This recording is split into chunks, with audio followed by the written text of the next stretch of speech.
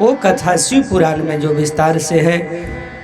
श्री सूत जी कहते हैं, सौनकादि ऋषियों, इन दुर्वासा ने महाराज अम्बरीश की परीक्षा की थी।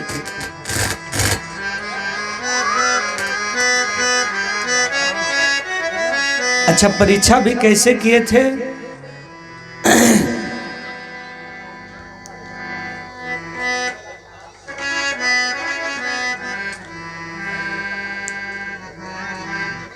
दुर्वासा ऋषि को क्रोध बहुत आता है। शंकर जी के अवतार है ना, रुद्र के। एक बार दुर्वासा ऋषि के यहाँ संत महापुरुषों का जुटान हुआ। घूमते घूमते पहुँच गए अम्बरीश जी के यहाँ। अम्बरीश जी ने बड़ा स्वागत सत्कार किया और स्वागत सत्कार कर करके बोले कि आज एकादशी का व्रत है, आप सभी साधु महात्मा विश्राम करिए। रात्रि भर विश्राम हुआ, फलाहार किए बाबा लोग। सुबह हुआ, बाबा लोग बोले जा रहे हैं गंगा जी नहाने। बाबा लोग नहाने गए, अम्बरीश भी स्नान करके आए। अम्बरीश जी के पुरोहित जी ने कहा कि देखिए, द्वादशी में ही पारण कर लेना चाहिए, तब एकादशी का फल मिलता। त्रयोदशी लग जाएगी 1 घंटा बाद, तो फिर एकादशी व्रत करने का फल नहीं मिलेगा। इसलिए जल्दी से मुख में कुछ डाल लो, कुछ खा लो। अम्बरीश जी ने जल पी लिया, कुछ फलहार कर लिया। और दुर्वासा जी आए तो पता चला कि हमको बिना खिलाए खा गए बाबा। ये अम्बरीश राजा बड़ा अभिमानी है, साधु महात्माओं को सम्मान नहीं करता है। और बाबा क्रोध में आकर के अपने जटा को धरती पर पटका और कृत्या नाम के एक जो है राक्षसी प्रकट हो गई। अम्बरीश जी को मारने दौड़ी। अम्बरीश जी ने कहा, मन वचन कर्म से अगर मैं संतों का सेवा किया हूं तो इसका भगवान भला करे। उसी समय भगवान का चक्र सुदर्शन प्रकट हो गया और कृत्या का नाश कर दिया और दुर्वासा के पीछे पड़ गए। दुर्वासा जी के सिर के पीछे चक्र घूम रहा, सुदर्शन चक्र। लगे दुर्वासा भागने, चक्र पीछे पड़ा। 2 अंगुली का फर्क है। जैसे काग जी के पीछे भगवान का हाथ पीछे पड़ा था, उत्तरकांड में वर्णन है रामचरितमानस में। 2 अंगुल का, उसी तरह से भाग रहे हैं तीनों लोग, 14 भुवन। चक्र पीछा छोड़िए नहीं रहा। भगवान के पास गए, कोई नहीं बचा पाया। भगवान बोले, भक्त का अपराध किया है, जाओ उसी से क्षमा मांगो। दुर्वासा जी भागते भागते अम्बरीश जी के पास आए, हमको बचाओ चक्र सुदर्शन से अम्बरीश। अम्बरीश जी हाथ जोड़ लिए और हाथ जोड़ के बोले, अगर हम मन वचन कर्म से संतों का सेवा किया हूं तो चक्र सुदर्शन शांत हो जाए। ऐसा बोले कि चक्र सुदर्शन शांत हो गया और अम्बरीश जी के कृपा से दुर्वासा जी को शांति मिली। कथा यह क्या संदेश दे रही है? भगवान कह रहे हैं कि देखो भाई, आप मेरा अपराध कर दो, मैं उसको सह लूँगा, पर मेरे भक्त का अपराध मैं नहीं सह पाऊँगा। मेरे संतों का अपराध नहीं करना, मेरे साधुओं से छल नहीं करना। मेरा अपराध कर दो, मैं सह लूँगा, पर मेरे भक्त का अपराध नहीं करना, क्योंकि भक्त ही हमारे हृदय में बसते हैं। जो अपराध भगत कर करई, राम रोष पावक सो जरई। इसीलिए भरत जी जब जा रहे थे राम जी से मिलने के लिए, तो देवताओं ने कहा ऐसा बुद्धि लगाओ कि भरत जी राम जी तक पहुंचिए न पाए।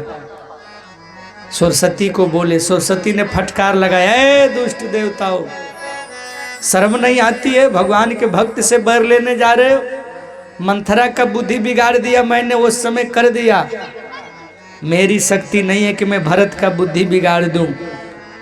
और भरत भगवान का संत हैं, भक्त हैं, और संत से मैं विरोध लूंगा, राम जी हमको क्या करेंगे पता है। इसलिए ऐसा न हो पाए, भक्त का अपराध नहीं करना चाहिए। अम्बरीश जी से क्षमा मांगे दुर्वासा जी और अपने आश्रम को गए। बोलिए गौरी शंकर भगवान की, श्यावर रामचंद्र भगवान की।